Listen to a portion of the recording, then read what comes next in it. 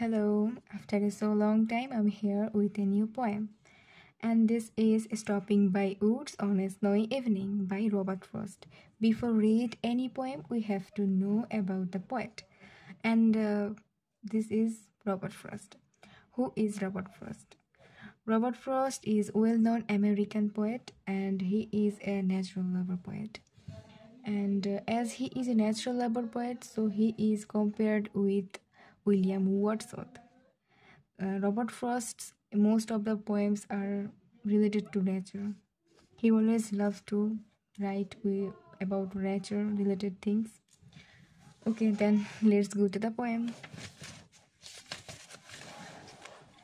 Okay, stopping by woods on a snowy evening.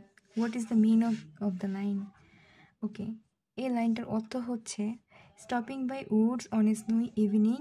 Woods ছাড়া এখানে কিন্তু কাঠ বা বাঁশকে বোঝায়নি, এখানে উডস ছাড়া ঘন গহীন জঙ্গলকে বোঝানো হয়েছে।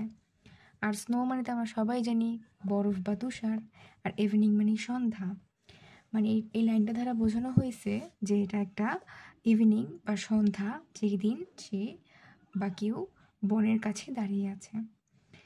এবং এই কবিতাটা টোটাল 4টা প্যারা আছে বা 4টা স্ট্যান্জা আছে। প্রত্যেকটা স্ট্যান্জায় 4টা করে লাইন আছে।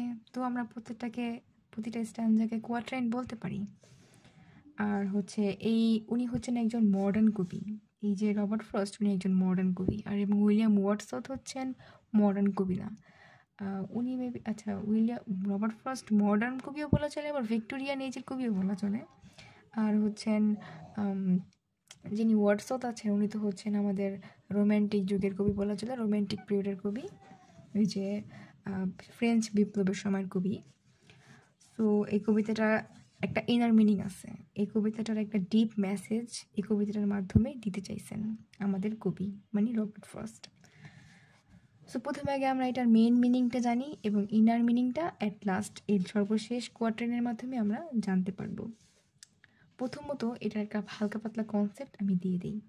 এই কবিতায় বলা হয়েছে যে এই যে কবি বা যিনি এই কাজটার কি দর্শক বা যিনি কবিতার মেইন ক্যারেক্টার, কবি বলা চলে যেহেতু উনি লিখছেন। তো এই কবি একদিন একটা গহীন জঙ্গল দিয়ে যাচ্ছিলেন, সেদিন তুষারপাত হচ্ছিল। তো সন্ধ্যা নেমে গেছে, যাইতে যাইতে উনি ওনার ঘোড়া নিয়ে যাচ্ছিলেন। তো যাওয়ার সময় এসে আর কি ওই গহীন জঙ্গলে যে তুষারপাত হচ্ছে, তুষারপাতের যে একটা সুন্দর দৃশ্য ওইটা আর কি উপভোগ করছিলেন। পরে একটা সময় যে সে বুঝতে পারে যে এভাবে দাঁড়িয়ে থাকলে বা এই তুষারপাতের দৃশ্যটা উপভোগ করতে গেলে ওনার সময়টা নষ্ট হবে। তাই তিনি ভাবলেন যে তারা এখন যেতে হবে। তো তারপরে সে আর কি চলে গেলেন। বাট এখানে একটা ডিপ মেসেজ বা ইনার মিনিং দেওয়া আছে। যেহেতু আমরা এখন এটার কনসেপ্টটা পেয়ে গেছি, তাহলে আমাদের এটা এখন লাইন বাই লাইন বুঝে নেওয়া দরকার। ওকে, whose woods these are I think I know. His house is in the village though. He will not see me stopping here to watch his woods filled up with snow. আচ্ছা, এই চারটা মানে হচ্ছে যে এই বনটা যে কার আমার মনে হয় আমি জানি। মানে যেই বনের মধ্য দিয়ে তিনি যাচ্ছিলেন, এই বনটা যে কার তিনি হয়তোবা তাকে চেনেন। His house is in the village, এবং তার বাড়ি হচ্ছে হয়তোবা এই কোনো গ্রামের মধ্যে, ঠিক আছে? তো মানে হচ্ছে ভিতরে। He will not see me stopping here, সে হয়তোবা আমাকে দেখছে না যে আমি তার এই বনকে দেখছি বা তার এই বন জঙ্গলকে এই স্নো ইভিনিংয়ে দেখছি, সে তো আর এটা নোটিস করতেছে না। My little horse must think it queer বলতে এখানে অড বা হচ্ছে অস্বাভাবিক কিছুকে বোঝানো হয়েছে বা উইয়ার্ড টাইপের কিছুকে বোঝানো হয়েছে। মাই little horse must think it queer to stop without a farm house নেয়ার। আর কি তার যে একটা হর্স যেটাকে নিয়ে সে আসছে, সে হয়তো বা মনে মনে ভাবছে যে আমার মালিক এখানে দাঁড়িয়ে আছে কেন, এই ব্যাপারটা তো অনেক স্ট্রেঞ্জ। তিনি তো কখনো এরকম জায়গায় দাঁড়িয়ে থাকেন না, সে তো সবসময় তার ফার্ম হাউসেই যান। মানে বলা হয়েছে যে তার ওই ওই বন জঙ্গলের কাছাকাছি কোথাও তার একটা ফার্ম হাউস আছে। তো তার ঘোড়াও ভাবতেছে ফার্ম হাউস ছাড়া তো সে কোথাও দাঁড়ায় না, তাহলে সে এখানে দাঁড়িয়ে থাকলো কেন। Between the Woods and frozen lake, the darkest evening of the year. আচ্ছা, এখানে একটা সুন্দর জিনিস ব্যাখ্যা করা হয়েছে যে এই যে তোমার জঙ্গল জঙ্গল এবং ফ্রোজেন একটা লেক আছে সেখানে, মানে এই জঙ্গলের পাশে একটা লেক আছে। তো লেকটা শীতের কারণে বা ঠান্ডার কারণে পুরো জমে গেছে, এই জন্য বলা হয়েছে ফ্রোজেন লেক। তো এই ফ্রোজেন লেক আর এই জঙ্গলের মাঝে যেটা আছে সেটা হলো অন্ধকার, ঘন জঙ্গল বা ঘন একটা ইভিনিং বা ঘন একটা রাতকে বা কালো একটা রাতকে বোঝানো হয়েছে। Okay, he gives his harness bells a shake. আচ্ছা, এই হার্নেস বেল বলতে বোঝানো হয়েছে যে তার ওই যে দুটো শিং, মানে ঘোড়ার যে দুটো শিং সেগুলো দিয়ে সে আর কি বেল বাজাচ্ছে, বা তার হর্স আর কি নিজে নিজে আর কি বেল বাজাচ্ছে, সেটা আর কি বোঝানো হয়েছে। তার গলায় তো অনেক সময় হর্সদের গলায় তো বেল বাজানো মানে বেল থাকে বা ঘন্টা থাকে, সেটাই আর কি সে বাজাচ্ছে। To ask if there is some mistake, এবং সেই বেল বাজানোর মাধ্যমে আর কি তার মালিককে জিজ্ঞেস করছে আপনি কি ভুল করে এখানে দাঁড়িয়ে আছেন। The only other sounds the sweep, আর কি এই বেলের শব্দ বাদেও আর যে শব্দটা শোনা যাচ্ছে সেটা হচ্ছে of easy wind and downy flakes, সেটা হচ্ছে বাতাসের শো শো বাতাসের, এবং ড্রাউনি ফ্লেক মানে হচ্ছে ওই যে তুষারপাতগুলো যে পড়তেছে ওইটার তো একটা শব্দ আছে, একটা সুন্দর শব্দ, যেটা আমাদের দেশে তুষারপাত হয় না তাই আমরা বলতে পারছি না। যাদের দেশে হয় তারা হয়তো এটা ফিল করতে পারবে যে এই শব্দটা আসলে কীরকম। উডস আর লাভলি ডার্ক অ্যান্ড ডিপ, সর্বশেষ এবং মোস্ট ইম্পর্টেন্ট যে লাইনটুকু সেটাই আমরা চলে আসছি। Woods are lovely, dark and deep, but I have promises to keep, and miles to go before I sleep, and miles to go before I sleep.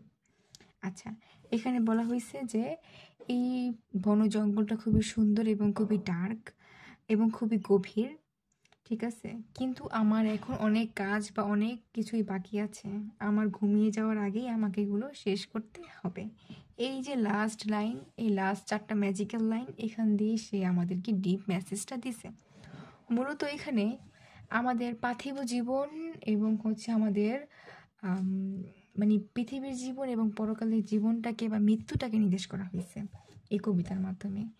এখানে যে simple জিনিসটা হয়েছে সেটা হলো যে ক্রিটিক্যাল আর কি জিনিসটা সেটা হচ্ছে এই যে ঘন জঙ্গল, সেটা হচ্ছে আমাদের পৃথিবীর জীবনের স্বাচ্ছন্দ্য বোধ বা সুন্দর বা আরামায়েশ বা হচ্ছে লালসার জিনিসটা যেটাকে বলে, ঠিক আছে, চাকচমক জিনিসটা এই উডস বা এই ঘন জঙ্গলটা। আর এই যে হচ্ছে যেটা হচ্ছে আমাদের ঘোড়াটা যে আর কি হার্নেস বেল দিয়ে তাকে জিজ্ঞেস করলো যে কি হয়েছে এখানে দাঁড়াই আছো কেন, যাবে না, তোমার কি কাজ নাই, সেটা কি অ্যালার্ম করতেছিল, সে হচ্ছে বিবেক, এখানে বিবেক বোঝানো হয়েছে। এবং ওই যে সে যখন ভাবলো যে আমার এখন যেতে হবে, ঠিক আছে, আমার কাজগুলো অপূর্ণ কাজগুলোকে পূর্ণ করতে হবে, সেই কাজগুলোই হচ্ছে তার জীবনের মূল কাজ। এই যে উডসগুলোকে দেখা এটা তার জীবনের মূল কাজ না, তার জীবনের মূল কাজ হচ্ছে এই প্রমিসেসগুলো। আর হচ্ছে ঘুমটা হচ্ছে এখানে মৃত্যু, এই স্লিপটা দ্বারা এখানে মৃত্যুকে বোঝানো হয়েছে যে আমাকে ঘুমানোর আগে সব কাজ করতে হবে এবং মাইলস বলতে মানে কি পথটা পাড়ি দিতে হবে। মূলত এই যে ফার্ম হাউসটা, যেই ফার্ম হাউসে সে আর কি যাবে, এই ফার্ম হাউসটা হচ্ছে তার গন্তব্য, যেখানে যাওয়ার মাধ্যমে তার কাজটা শেষ হবে বা এই দুনিয়ার জীবনের কাজটা শেষ হবে এবং তার সেখানে গিয়ে ঘুমাতে হবে। তো ঘুমানোর আগে আর কি তার সেখানে পৌঁছাতে হবে। তো এখানে ঘুম মৃত্যু, তো এটাই হচ্ছে এটার মূল কনসেপ্ট। আমাদের এই কবিতা থেকে যে মেসেজটা দেওয়া হচ্ছে সেটা হইতেছে পৃথিবীর এই চাকচম্যক জিনিসগুলো থেকে আমাদেরকে সবসময় আটকে যেতে হবে না বা আটকে থাকতে আমরা পারবো না। আমাদের লাইফের যে লক্ষ্যটা আছে সেটা আমাদেরকে পূরণ করতে হবে। আমরা যদি পৃথিবীর এই লোভ লালসা আর চাকচিক্যের ভিতরে আটকে যাই তাহলে তো আমরা আমাদের যেই গন্তব্য সেটাই আমরা পৌঁছাতে পারবো না, বা আমাদের যে ইচ্ছা বা আমাদের যে গোল সেটা আমরা পূরণ করতে পারবো না। তো সেটাই এই মেসেজটাই দিতে চাইছে কবি, যে তোমাদের সময়ের সদ্ব্যবহার করো এবং পার্থিব জীবনের এই সব কিছু থেকে মুক্ত হয়ে নিজের জীবনের লক্ষ্য পর্যন্ত পৌঁছে যাও। এটাই এখানে বোঝানো হয়েছে এই কবিতার মাধ্যমে। কবি নেচার এর সৌন্দর্যটা ব্যাখ্যা করছে, প্লাস সে একটা ডিপ মেসেজও দিয়েছে।